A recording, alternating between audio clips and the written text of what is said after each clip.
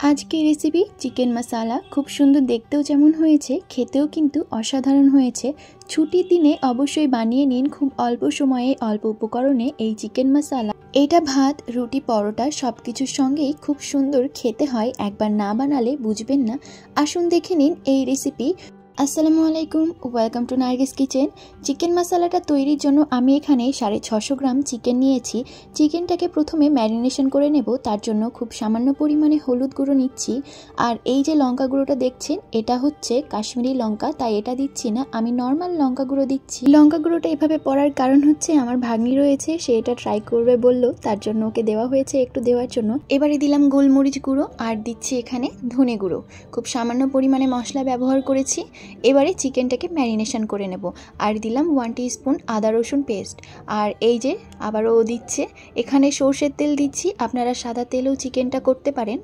ম্যারিনেশনের তেলটা দেওয়ার কারণ হচ্ছে তেলটা দিলে খুব সুন্দরভাবে চিকেনগুলো ম্যারিনেট করা হয়।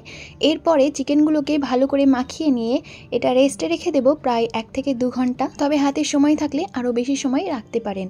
এবারে আমি একটা পেস্ট তৈরি করে নিচ্ছি। এখানে 2টো মিডিয়াম সাইজের টমেটো নিয়েছি, টমেটো পেস্ট তৈরি করে নিলাম। এবার এই যে 2 ঘন্টা হয়ে গেছে, চিকেনগুলো ম্যারিনেশন হয়ে গেছে, এবারে রান্নার পালা।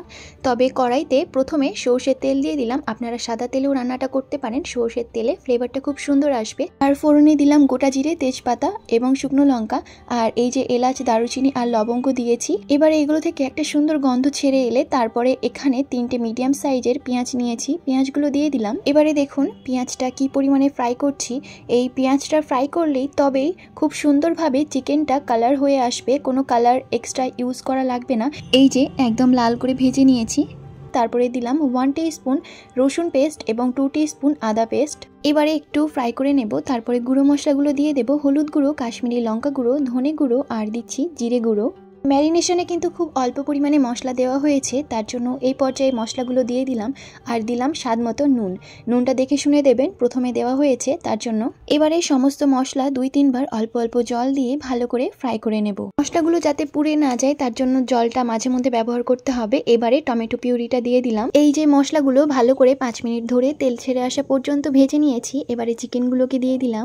মশলাগুলোকে অল্প অল্প জল দিয়ে লো ফ্লেমে একটু সময় নিয়ে কষালেই তবে চিকেনের ফ্লেভারটা খুব সুন্দর আসবে।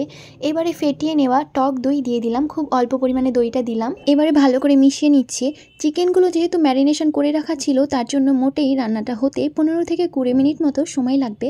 খুব অল্প পরিমাণে জল দিলাম, এইটুকু জলেই রান্নাটা হবে। এবারে 2টো চেরা কাঁচা লঙ্কা দিয়ে দিলাম। চিকেনটা 10 মিনিট রান্না হতেই চিকেন থেকে খুব সুন্দরভাবে তেল ছেড়ে এসেছে। একটু ফ্লেমটাকে বাড়িয়ে রেখেছিলাম, তারপরে ফুটে এলেই চিকেনগুলোকে ঢেকে দিয়ে ফ্লেমটাকে লো করে দিয়েছি। এবারে ঢেকে দিয়ে 2-3 মিনিট রান্না করে নিয়ে তারপরে ঢাকনা খুলে ওপর থেকে মিট মশলা এবং একটু লেবুর রস ছড়িয়ে দিয়েছি। চিকেনগুলোকে ভালো করে আবারও মিশিয়ে নিচ্ছি।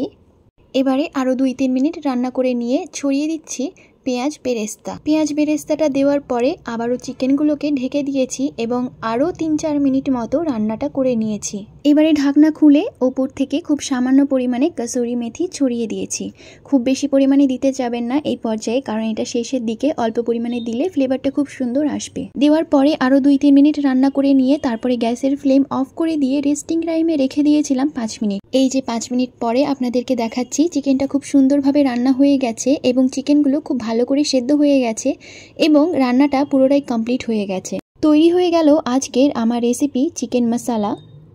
আশা করি আমার আজকের এই রেসিপি আপনাদের ভালো লেগেছে। যদি ভালো লেগে থাকে তাহলে একটি লাইক করে দেবেন, কমেন্ট করে অবশ্যই জানাবেন এবং সাবস্ক্রাইব করে আমার চ্যানেলের সাথে থাকবেন। আমি আবারও চলে আসবো নতুন কোনো রেসিপি নিয়ে। ততক্ষণ পর্যন্ত সকলে ভালো থাকবেন, সুস্থ থাকবেন। আল্লাহ হাফেজ।